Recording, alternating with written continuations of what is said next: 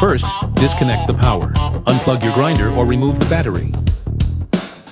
Take off the disc flange from the grinder. Firmly press the selected head onto the backer plate and place the assembly onto the spindle. Install the flange nut and hand tighten. Secure using your grinder's wrench, but do not over-tighten. Reconnect the power or insert the battery. You're ready to grind.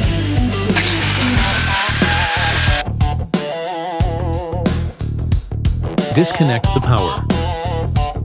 Use the wrench to loosen and remove the flange nut. Remove both discs from the spindle. Select the new grinding head and press it firmly against the backer plate. Place the assembled head and plate back onto the spindle. Reattach the flange nut and tighten with the wrench.